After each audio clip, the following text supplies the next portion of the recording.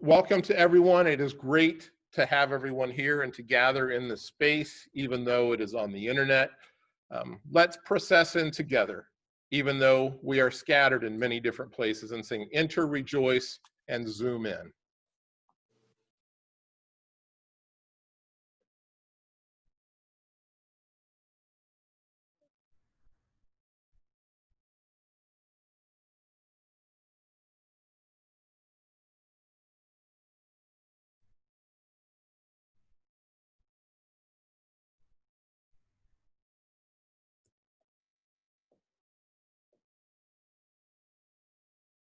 Okay, we're not getting sound, Ginger.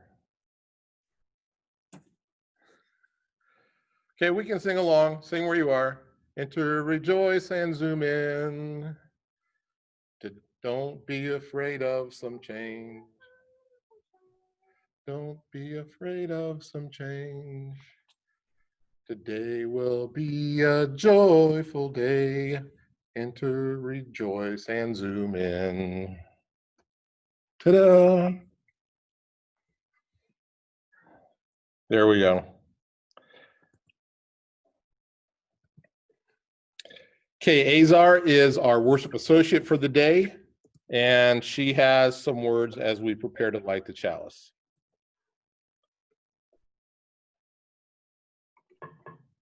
Good morning. Our chalice lighting this morning is by Elizabeth Strong, the 2013 Minister Emerita at First Parish Church of Ashby, UU. Our Unitarian heritage bids us light our chalice in the name of freedom, in the light of reason, in actions of tolerance. We gather in community to celebrate a heritage of freedom, reason, and tolerance. Our Universalist heritage bids us light our chalice in the name of faith, in the light of hope, in actions of love. We gather in community to celebrate a heritage of faith, hope, and love. Let us bring this Unitarian Universalist heritage into our world and our lives today. Thank you, Kay. Let's recite the affirmation together as we light the chalice here. Love is the spirit of this fellowship, and service is its law. This is our aspiration, to dwell together in peace, to seek the truth in love, and to help one another. And now I'll give you a moment, if you have a chalice, a candle, something at home you would like to light, to go ahead and do that on your own before we move on.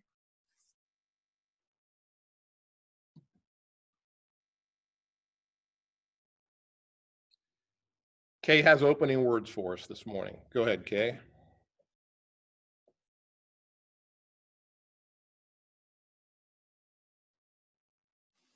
Are from the UUA.org website.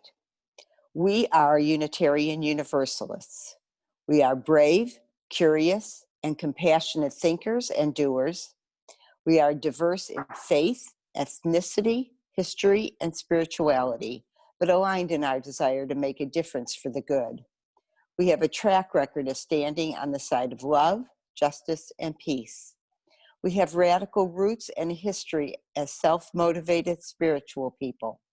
We think for ourselves and recognize that life experience influences our beliefs more than anything.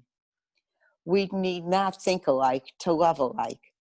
We are people of many beliefs and backgrounds, people with a religious background, people with none, people who believe in God, people who don't, and people who let the mystery be.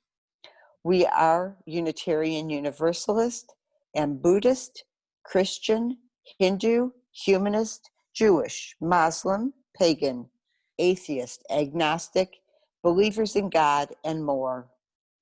On the forefront of lesbian, gay, bisexual, transgender, and queer inclusion for more than 40 years, we are people of all sexual orientations and gender identities. We seek to welcome you, your whole self, with all your truths and your doubts, your worries and your hopes. Join us on this extraordinary adventure of faith. Thank you, Kay. That was absolutely perfect for where we're going with today's message and over the next few weeks. And the rest of you will see why in just a few moments. I do want to take a moment and welcome the visitors, those of you who maybe are popping in for the first time. And we've never really tried this before on Zoom, but I'd be interested if you would like to say hello if this is your first time, or if you're fairly new with us. You could unmute yourself and just say hello. You could say your name. You don't have to say anything more than that if you don't want to, but we'd love to at least wave at you if you don't mind. So if you're a new visitor with us and you'd like to unmute for a moment and say hello, please do so.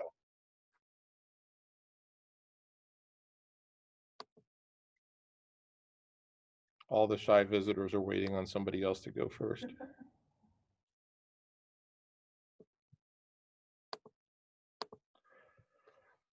Well, regardless, welcome. We're very glad to have you. And we do invite you to stick around for our social hour after the service this morning, where you could interact with some folks and say hi, and maybe see a friend or two that you might know. So we're very glad to have you for sure. Our song this morning is a solo by Bill Stanwood, and I'm very excited to share it. It's a beautiful, beautiful song. It's has a German title that I'm not going to try to pronounce in German, because even though I took German like 45 years ago, I would absolutely butcher it. But the English translation is at least roughly "Thoughts Are Free." So the lyrics will be on your screen. You're free to sing along at home. Keep yourself muted. But let's share "Thoughts Are Free" with soloist Bill Stanwood at this time.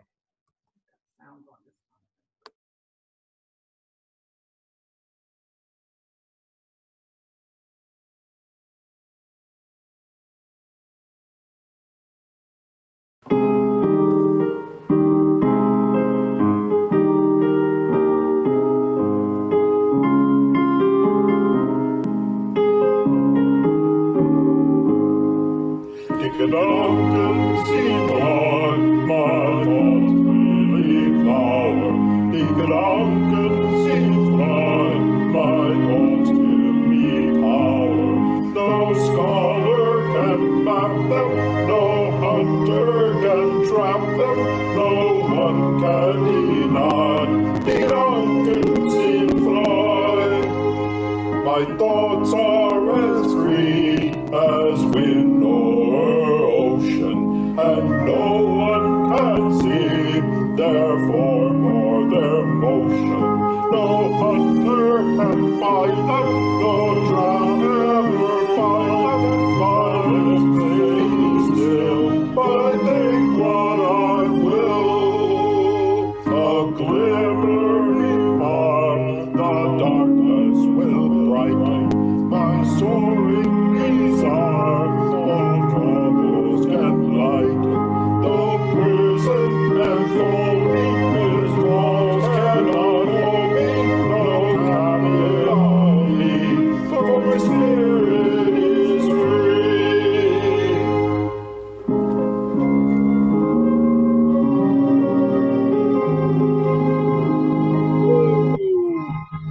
That was fantastic. Thank you so much to Jim and to Linda and to Bill for putting that together to share with us this morning. I love that our choir is being so creative during this time, because even though they often meet together on Thursday nights, they can't rehearse together like they used to.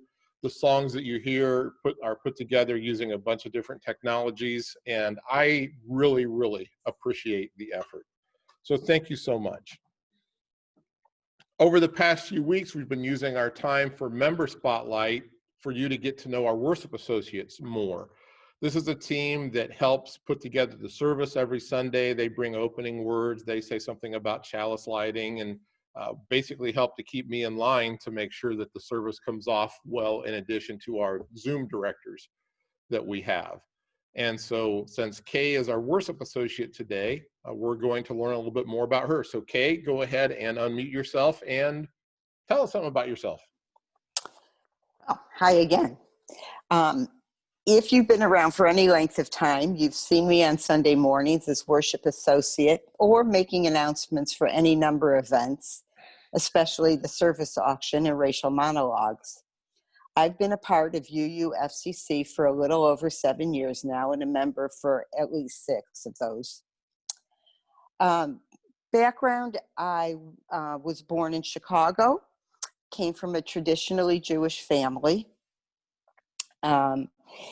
Went to the University of Missouri to be a physical therapist, and shortly after that, I moved to Israel to make what we called Aliyah, attempting to move and become a part of the Israeli culture.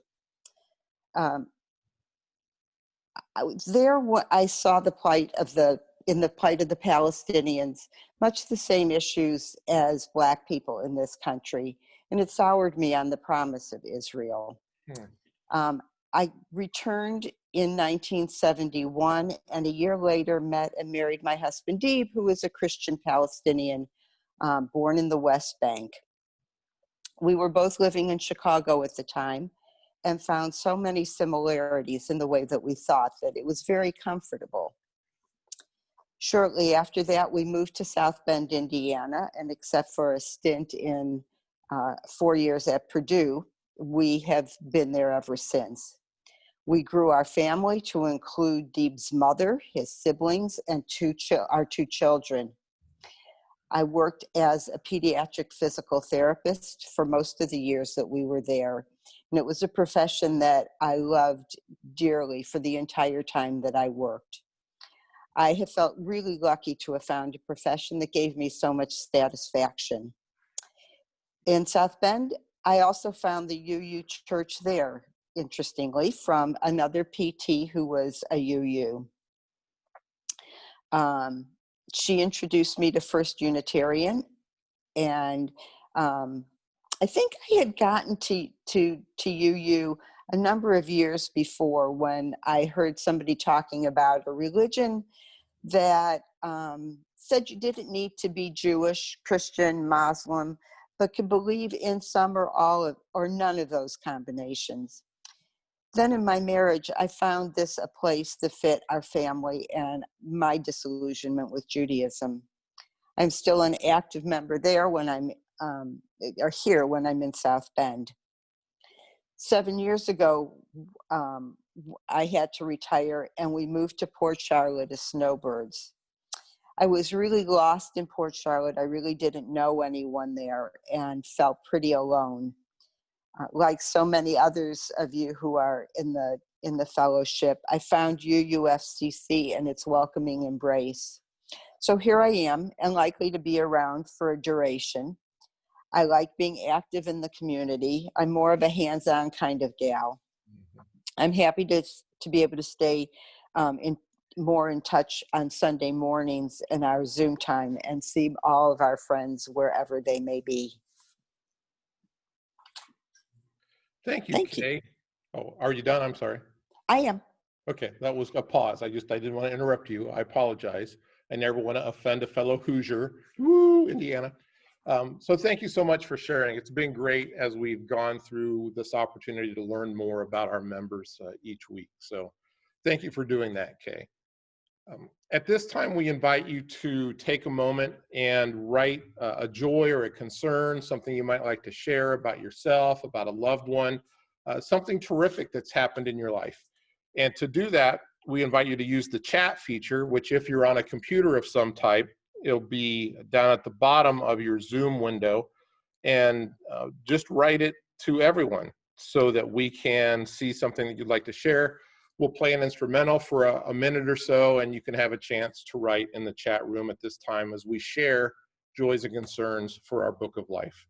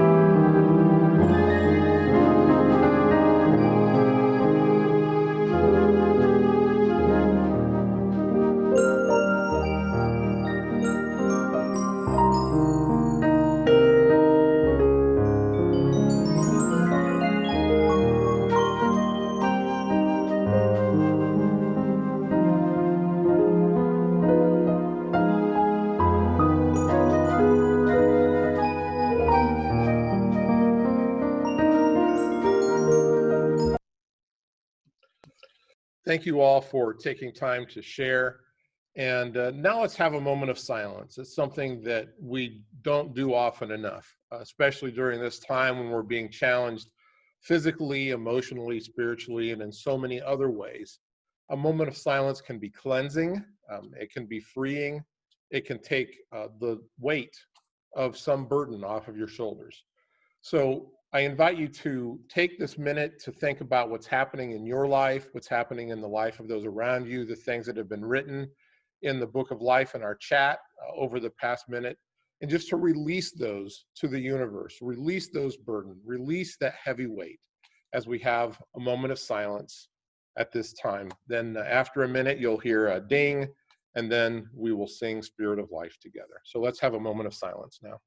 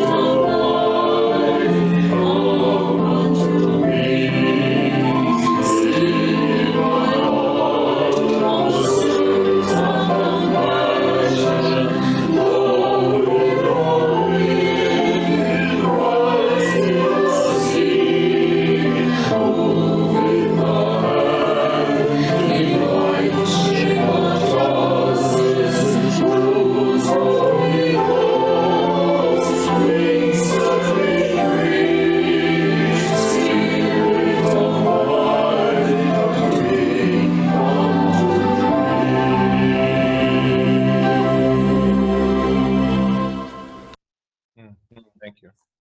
At this time, just a reminder that we do continue to accept your offerings, your gifts for your pledges. You can mail those here to the office. Mary Jane, our office administrator, is here a couple days a week, and so she checks the mail and registers those. She is actually going to be taking this next week off. She deserves a vacation. She's been working like crazy over the past several months trying to make everything happen here. And so she's taking a much-needed break this week. So she won't actually be in the office this week, but go ahead and mail your pledges or your offering anyway, and somebody will be getting those from the mailbox and making sure that they're safe and get deposited. This is the second Sunday of August already, which means it's also Second Helping. And to share with us a little bit about what we've been doing with Second Helping this summer, which I think is continuing in August, is the chair of our social justice committee, Herb Levin. So Herb, let's spotlight you, and you can go ahead and share for a moment.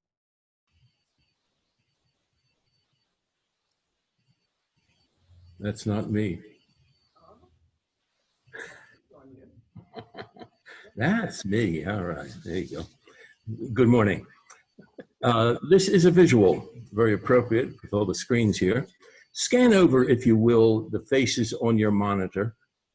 Someone in this group of our members and friends, or someone in their families or personal social groups, is hurting economically due to the pandemic. No, we don't know names, but trust me, the numbers make it inevitable. What is the number one concern? The ability to put food on the table. Even eviction comes in after food. What can we do? Nothing is not the answer. It has never been the answer for our members and friends. The second helping this month, and likely and unfortunately for many future months, is being directed in equal parts to support the Harry Chapin Food Bank, CHAPS, and Meals on Wheels, 3 organizations dedicated to fighting hunger in our community. No contribution is too small. Historically, UUFCC has exhibited an uncommon generosity towards those in need. I'll present as primary example the fact that in May and June, we brought together just short of $4,000 to these 3 organizations. The Social Justice Committee implores you to continue doing what makes us UUFCC for as long as it takes. Please annotate your check's second helping and know that your community is a better place because of your efforts. I'm so proud to be amongst you. Accept my deepest gratitude. Thank you. Thanks, Herb. And I will also remind you that in addition to mailing in your check, if you happen to use the Venmo app on your smartphone, we do accept donations through Venmo as well, and you can earmark those for the general offering or for second helping.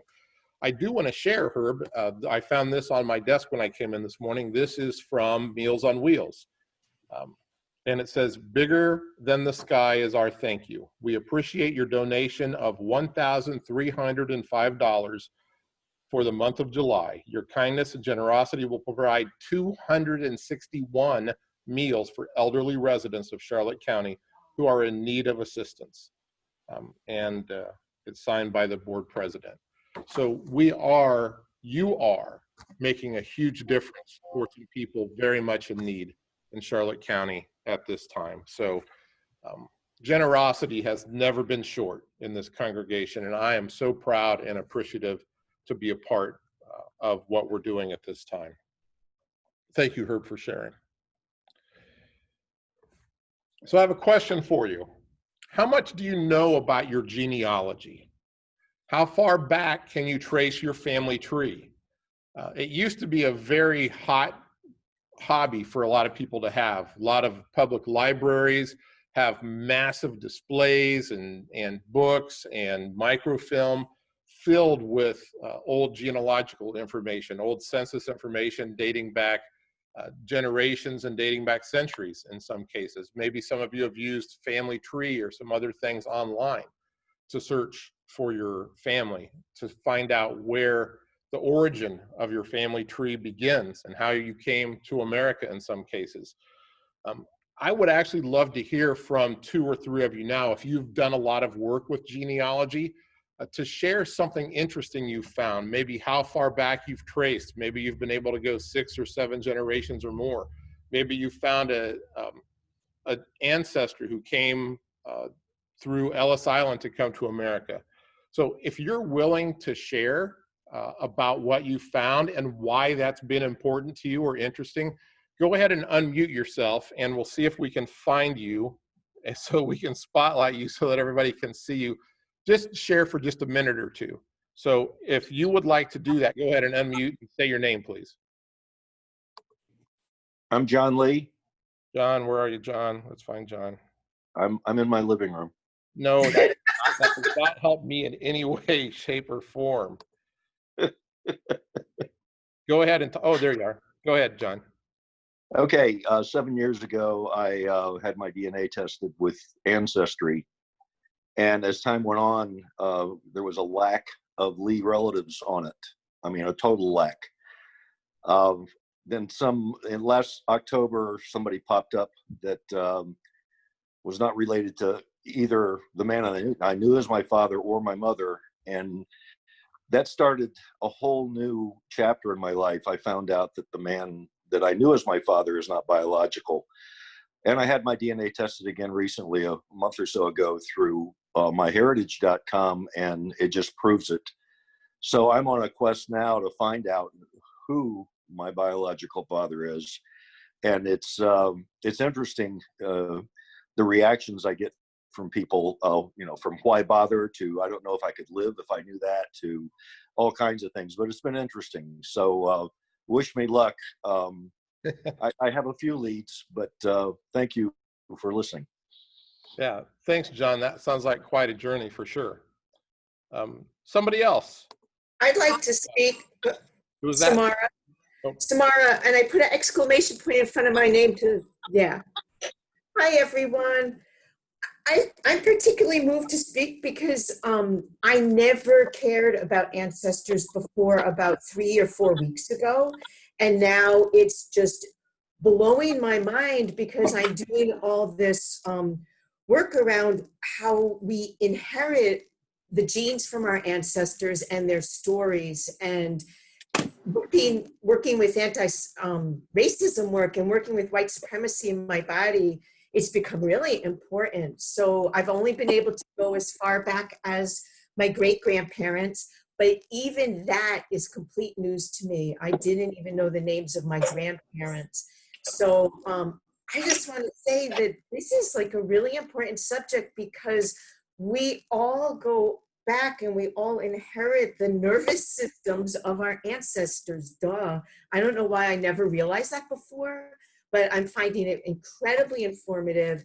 And my ancestral medicine teacher right now points out that 200,000 years ago, we all go back to the collective ancestors of Africa. And I just think that that's also helping me know my place in our culture now. Thanks. Thank you, Samara.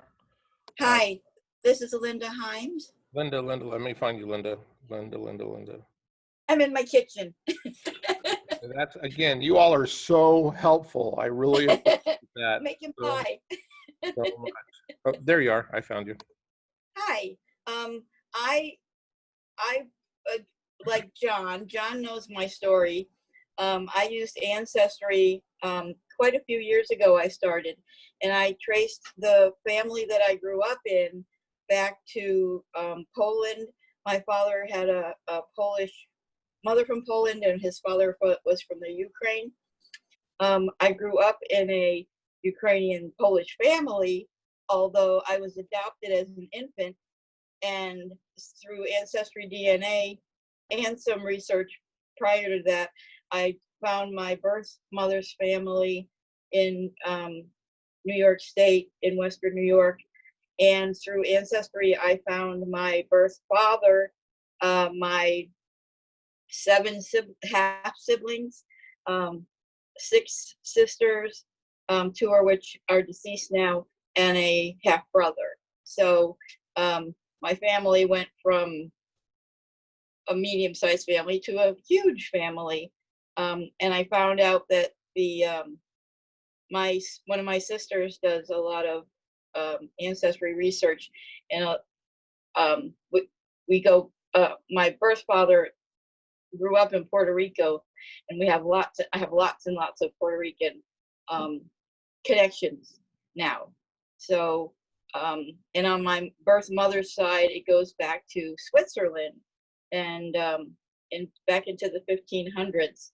So it's been a very interesting journey as far as ancestry and looking back at the people and the places that my genes come from. Thank you. Lori Bell. Okay, Lori, let's see if we can find you here. Oh, found you. Go ahead, Lori. Hi. I've been doing genealogy for well over 20 years. And as things have progressed, going into technology, everything was written down initially. I have books and books of notes and information. Now it's all online, and with DNA, that's been a huge help. I've always been a huge history buff anyway, but as I've researched, and I can go back 8 generations on some sides of my family. I have well over 1,400 people in my tree, and most of our people are from Ireland, my people, and are Southern oriented. While I haven't found anyone, luckily, that have not been slave owners, I do have a connection, a DNA connection with a Black family. And we've been conversing quite a bit, and it's actually a big wall for us right now, trying to get more information. I initially started helping a young woman find out more about her grandfather's wife that he had met in Italy. Also in that, for 2 of my very dear friends, I have found their biological families. And for 2 other people that I've done that for also. Yeah. It's been a huge blessing to me to be able to do this and to be involved in learning about history, slaying the myths of history, and everybody is related to an Indian princess. So they say, but that's usually not the case. Thank you so much, Lori, and everyone for sharing. There's a lot of interest in looking at our background. We learn a lot about ourselves. There's some important reasons beside just being interested in it. We can learn a lot about our health background, maybe some health issues that might come up. I don't know much about my own family history. I knew my grandfather on my dad's side, and I knew that they come from a long line of addicts. My grandfather was really a horrible person and never treated anybody well. I've got 25 cousins or so on that side of the family. He never knew any of our names. All the boys were Bubby and all the girls were Sissy. His father was an abusive alcoholic who grew up in an orphanage in southern Ohio, and that orphanage burned down, and all of his adoption records were burned up. We can't go back any farther than that. On my mom's side, supposedly somebody did genealogy work and traced that side of the family back to some admiral from England many, many generations ago. I have an adopted son, Roman, who's now 24. We adopted him from Ukraine. We don't know anything at all about his family. His mother died of tuberculosis when he was 4 years old. There's no record of a father at all. There's no information about family. We don't know a thing about where he came from or about any biological relatives. Knowing our history is valuable. It's interesting, it's fascinating, and it can be important for several different reasons. The same thing that's true of us as individuals is also true of our Unitarian Universalist history, our spiritual and our faith background. UUFCC didn't just pop out of existence out of nothing a while back. There's a story about why UUFCC exists and why the group of people who were founders wanted to create a Unitarian Universalist presence in Charlotte County. Unitarian Universalism didn't just pop out of nowhere into existence when the denomination officially formed almost 60 years ago. There are hundreds of years of history and of stories that led to that event happening. There's a rich and interesting history that lays the groundwork for who we are today as a spiritual congregation of people, as a spiritual denomination. We are not self-made as humans, as individuals, or as a congregation. That history is filled with fascinating and controversial people who sometimes knew that they were leaving a legacy and sometimes did what they simply believed to be right, regardless of the consequences. Our history has shaped us and continues to inform our actions now, whether we're aware of it or not, on an individual and on a group level. How deep and strong are our spiritual roots? There are many historical struggles that are unique to Unitarian Universalism as a spiritual movement. We have a very unique theological identity. There is not another religious group like us anywhere. As Kay said earlier, some of us have Christian backgrounds or Jewish backgrounds or Muslim backgrounds or pagan backgrounds or secular backgrounds or on and on and on and on and on. You're not going to find that in any other religious denomination where you can both say, I've given that up and I want something new, or to say, I want to continue to embrace my background and I want something new. All experiences, all spiritual journeys are welcome here. There's also an individualism that comes with that identifies who we are as Unitarian Universalists. There are many jokes about how we like to argue and disagree with each other because we're not going to follow any one person's lead. We're certainly not going to follow the rules just because the rules. We're going to question everything. We need committees to decide and discuss and figure it out. That's part of who we are. The democratic process and working as a team, working in shared ministry is a core value. And there's a reason for that because of our background. We also have an aversion to growth and to proselytizing. Proselytizing is the idea that we share our faith with someone for the idea of converting them. That's something we don't do as Unitarian Universalists. But we also take that too far sometimes and say we really don't want to do marketing or publicizing. We don't want to coerce anybody in any way. If they find us, great. And sometimes we take that too far. We also have a historical claim of accepting marginalized peoples, but we also insist on maintaining systems that promote white male superiority, often unrecognized in our systems, in our policies, and in our procedures. The more familiar we are with our history, though, we can know and respond to historic injustices, and we can see patterns and things that play out cyclically. And we try not to just let the cycle run and repeat and repeat. That helps us to make changes. When I learned about my dad and his side of the family and their history with addiction, I have 7 aunts and uncles, all of whom have wrestled with addiction. I have, of course, my grandpa and a little bit that I know about his family. They have all wrestled with addiction. I made a decision when I was in middle school that I wasn't going to let drug addiction or alcoholism run my life, knowing that history changed the course of me and of my family. In fact, I'm becoming more and more convinced that being ahistorical is a trait of white supremacy culture. Some aspects of our own personal, familial, national, and denominational past are uncomfortable. And we'd rather not learn about or acknowledge that that part of our background actually exists. We'd rather just go on and say, well, let's make a new, better future, which is great. But unless we acknowledge our past, we cannot build a meaningful future to avoid those same mistakes of the past. Sometimes the pain of what we learn is too embarrassing or painful or flat out unbelievable, and we just like to ignore it.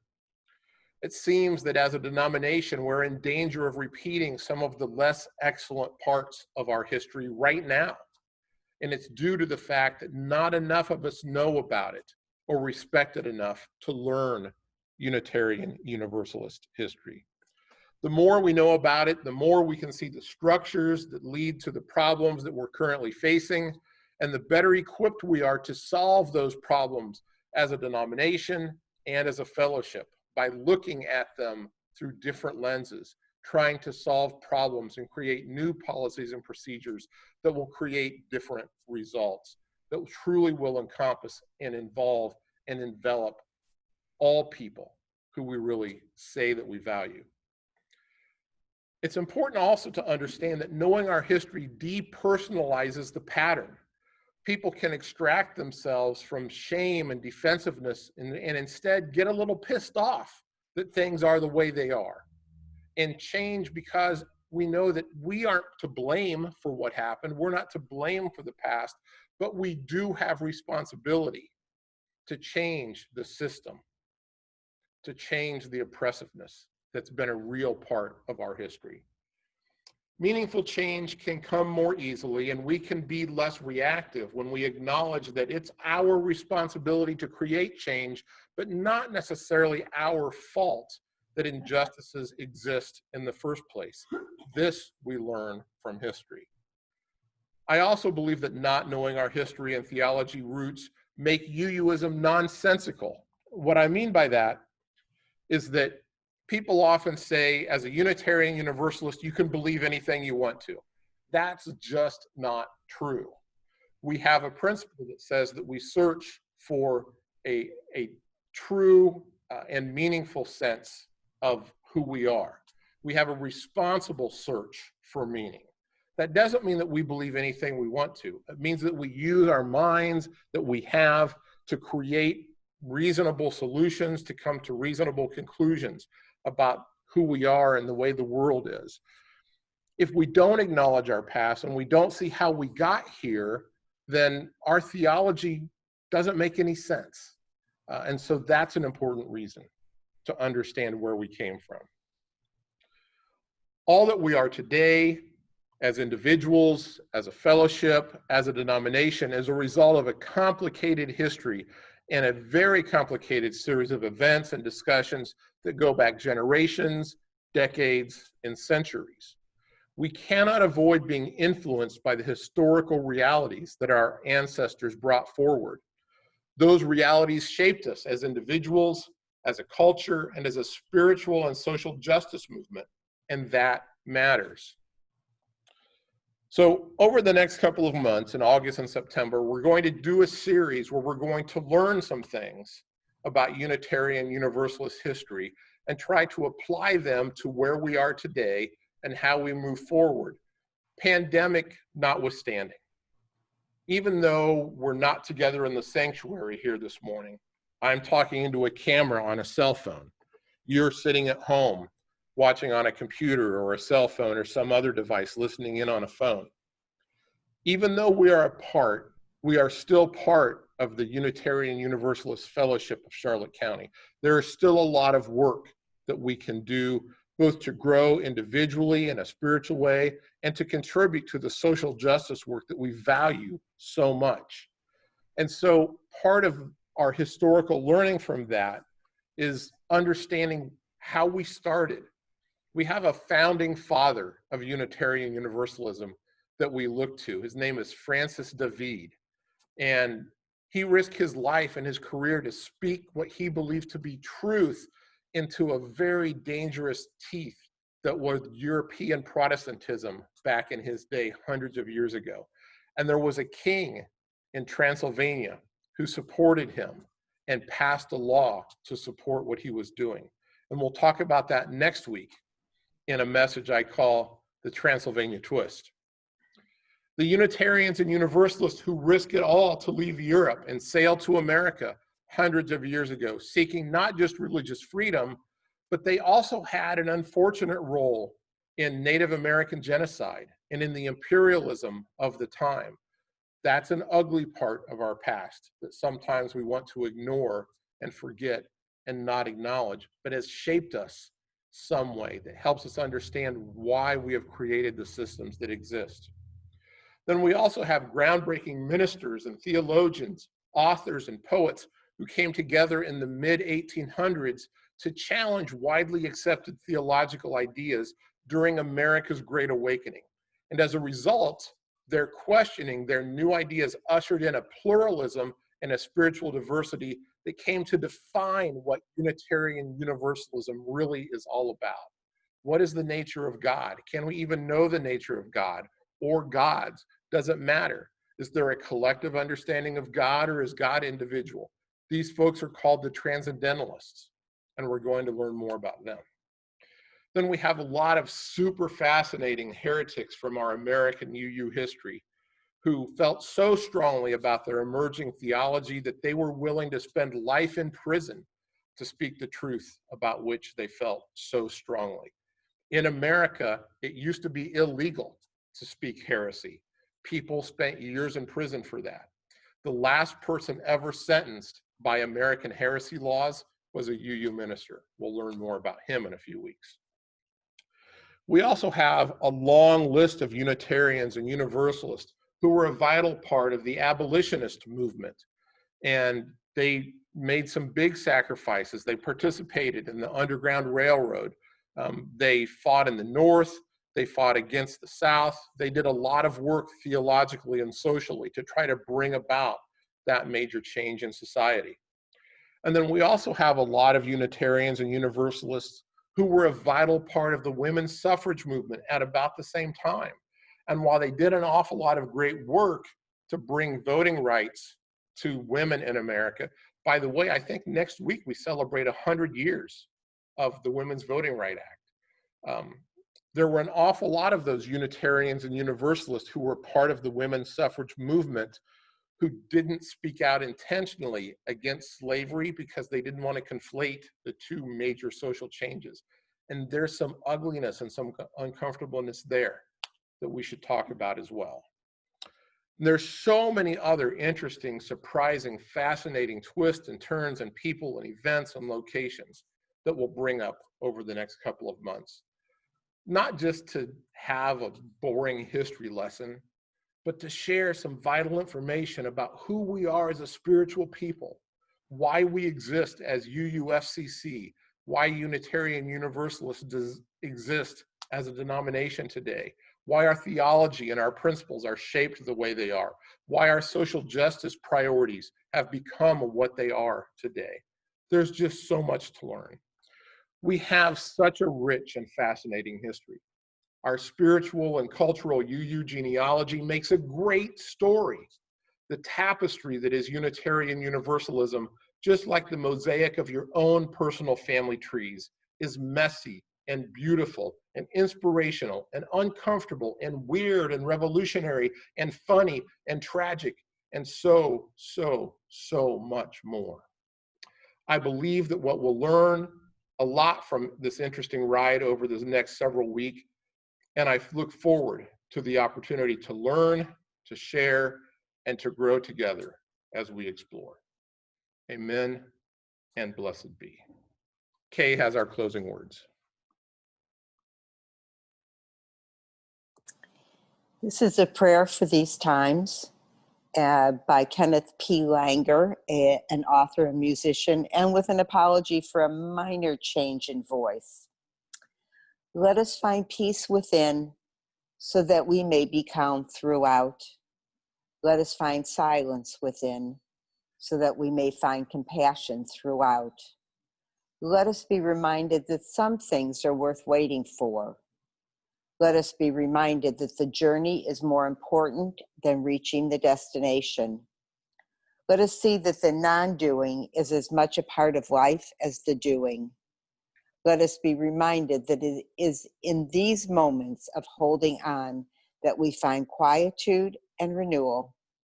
It is within these times of inaction that we can find rest.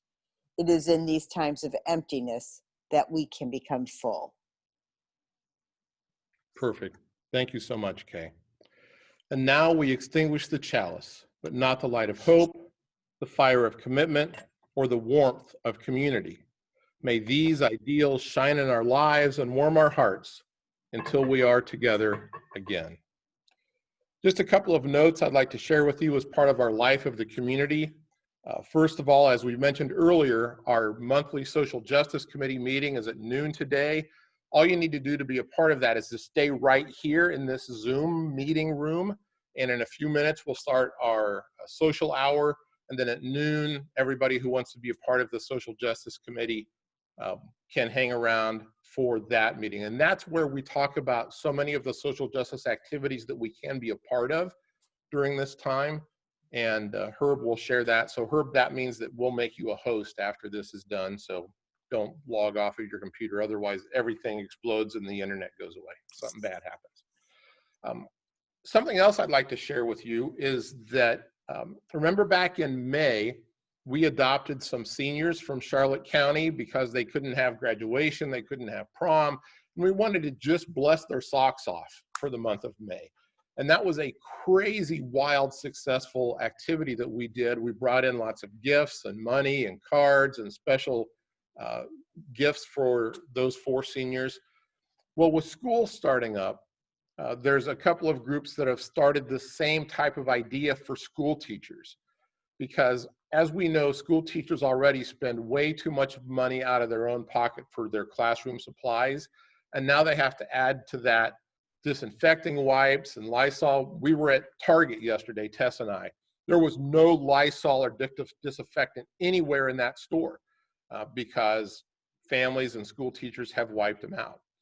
So there's an Adopt a Teacher program that is now a Facebook group. And I would like for us to adopt a couple of teachers in the way that we adopted those seniors back in May.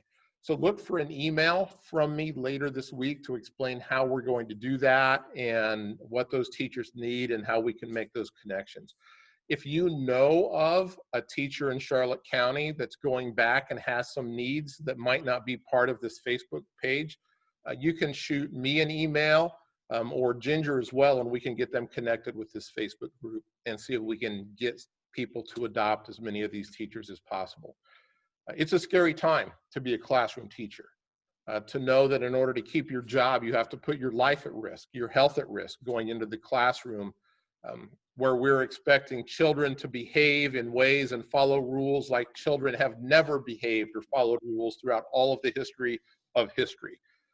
I can't imagine myself or my friends in 3rd grade or 6th grade or 11th grade having to wear a mask and be socially distant and follow. There's no way, there is no way that would ever have gone well. And I don't expect it to go very well this time. So we need to support our teachers, and this is one way to do that. A couple weeks ago, I mentioned that we were going to give our new phone tree setup a try. And for the most part, that seems to have worked very well.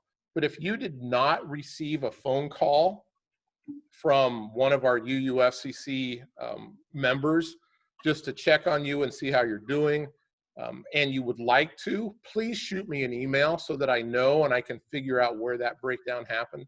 Just send me an email. It's minister@uufcc.org so that I can know about those things. All right, so that was some stuff. This seems like a really good time to sing Go Now in Peace as we end our service. But after Go Now in Peace, we'll have a benediction and then we'll begin social hour. So let's share Go Now in Peace.